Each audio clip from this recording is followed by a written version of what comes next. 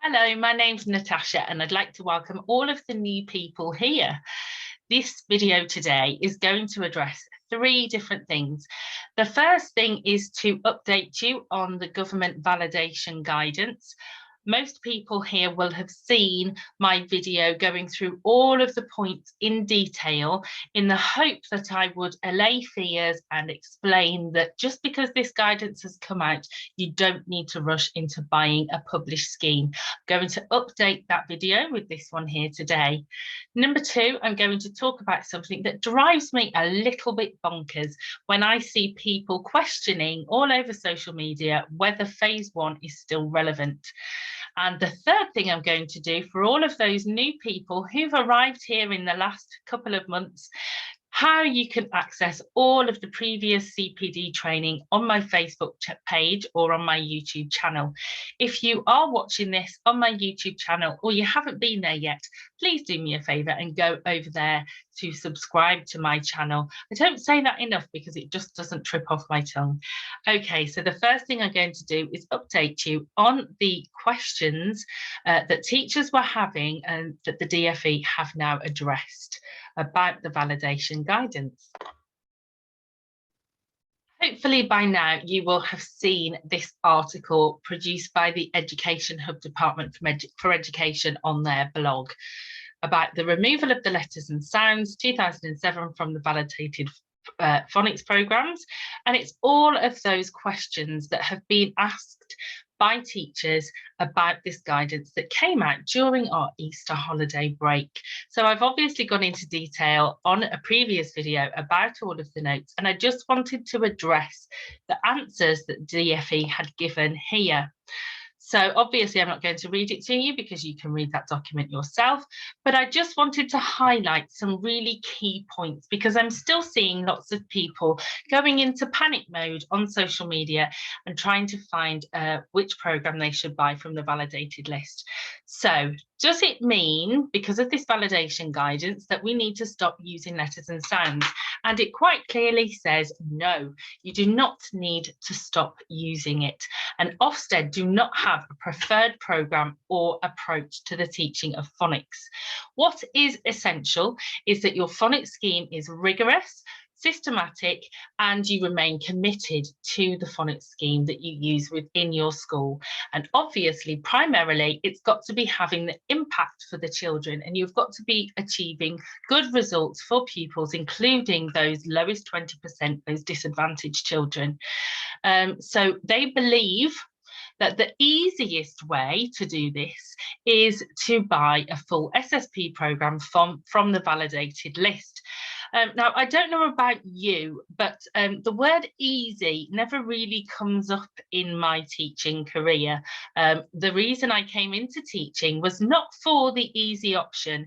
It was to make a difference to the children who I teach. So for me, I'm very passionate about the fact that buying a scheme, it may be what the DFE consider the easier option, but is it the best option? And that's something that I'm constantly reflecting on. Now, I'm very lucky to have been able to work in a school where we get great phonics results, and we have developed our own phonics scheme based on the progression of letters and sounds. Through rigorous teaching, consistent and rigorous training, and the ensuring that we use a consistent approach, this is possible. And I believe it's also not only possible, it's the best option. We came into teaching to make a difference. We didn't come into teaching for the easy option. And for me, whilst I don't disagree that buying a scheme may be the best option for some schools, I'm not saying that that's not the case. I do believe if you have the skills and the knowledge and the passion, the best option, if you are in that lucky position, is to create a scheme that's bespoke to your children.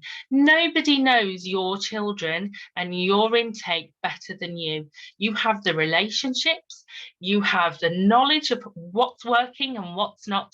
And I believe if you are confident with your phonics teaching in your school, then creating your own SSP program, pulling it together, is by far going to be the most successful. We're not in teaching for the easy option.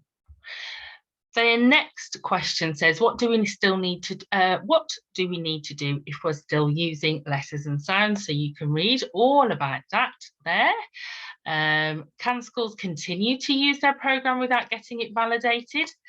If your school uses its own approach based on letters and sounds 2007, and you have the appropriate resources and you've got decodable books that match the progression in which you teach, your staff are all trained experts because you are constantly monitoring and training your staff, and you achieve good results, there's no need to change your approach.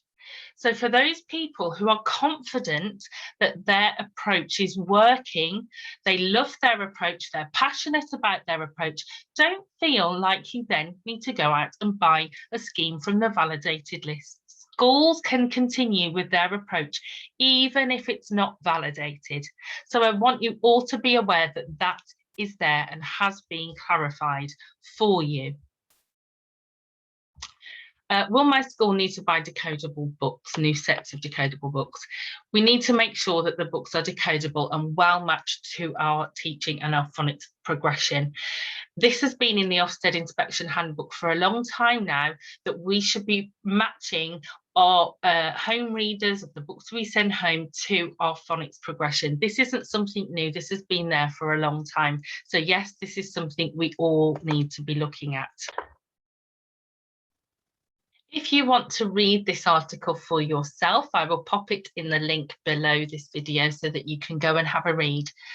I know that there are some schools who work with English Hubs who need to buy a list, a phonics scheme from the validated list, need to choose that scheme.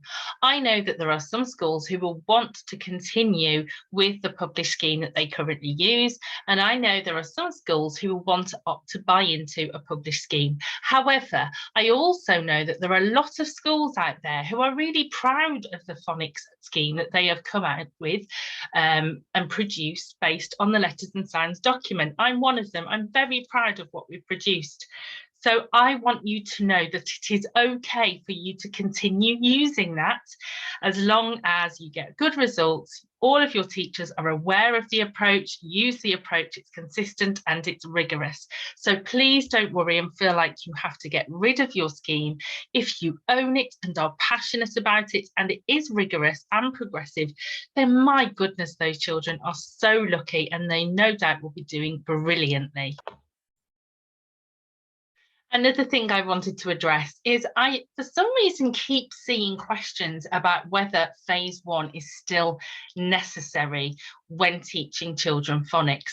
Now, whether you are a letters and sound school or not, and you call it phase 1 or something else, the fundamentals of phase 1 are all about good communication. And good communication is about listening, tuning in, and being able to control your oral muscles to articulate and pronunciate. Without good communication skills, without a broad and developed language, without a broad vocabulary that children can use and access when they are articulating and communicating with you, they will not access phase 2 to 5 or any phonics scheme as well as they could. So asking whether phase 1 is still relevant is a little bit like when you are learning to drive, first going on a motorway and focusing on driving as fast as you can. You might be able to stay within the lines and drive as fast as you can at speed, but what happens when there's a traffic jam and you need to slam on the brakes and have some good clutch control? We need to make sure the basics are there first. Yes, we can steam ahead and teach some children their GPCs in phase 2, but there will be a stumbling block. And we all encounter those children who start school and may just be brilliant sight readers, have a brilliant memory and be able to do that. But when they encounter a longer word that they're unable to read by sight, do they have those decoding skills? So we need to make sure that all of this basis, this phase one essential skills, is not something that we just teach in nursery. It needs to be embedded throughout our schools. And by schools, I mean primary and secondary, because essentially phase one is all about communication. It's all about language. It's all about listening, and it's all about being able to articulate. So phase one is not something that just remains in early years. It's something that we need to address throughout our educational journey with all of those children. Yes, at different levels, but communication is fundamental for our children to get the most out of their English literary journey, to make sure that they are good readers, good writers, good communicators, and that they are articulate and able to express their feelings clearly. And finally, for all of those people who've joined recently, I started this page in January 2021, and over that time I've produced lots of free CPD. Now, I know my Facebook page is probably getting quite full of different information now, so it can be quite hard to find previous videos and previous training. So I just wanted to show you, if you go to the Facebook page and you scroll to announcements here, and this is the same on your phone or your devices, and you click on announcements, do a little dance while I'm waiting, all of the videos will come up there. They're not loading now, but each one has a code. So that's CPD 18, CPD video 17, CPD video 16, and they will go backwards all the way to CPD video 1. So hopefully that will help you in finding and locating all of the previous CPD I have done. I have so much more to come. At the moment, it's the craziest term in school. As we all know, the final term in school, we're trying to get there to the end of the year. I am very excited in that from September, I will be offering a lot more CPD, free and paid. So I'm very excited to share that with you closer to the time. But recently, I've been doing lots of support group Zooms that have been going brilliantly and have been amazing to meet so many of you. But it's not all going to be about the government validation and all of that information that came out. I want it to be predominantly about understanding methods, strategies, and just generally sharing my passion for phonics to make sure that the training that people have access to is available and affordable for everybody. I will be doing training for teachers, head teachers, Senkos, parents. I just can't wait to get started. So this is something that I will be sharing with you over the summer and will be starting from September. I still have books available, so if you're interested in purchasing one of those packages, you can email me at thephoниcsqueen@gmail.com. And as ever, I hope you have a brilliant weekend, well deserved, and I hope, unlike me, you have finished your reports. Have a great weekend, and I will speak to you very soon. Bye.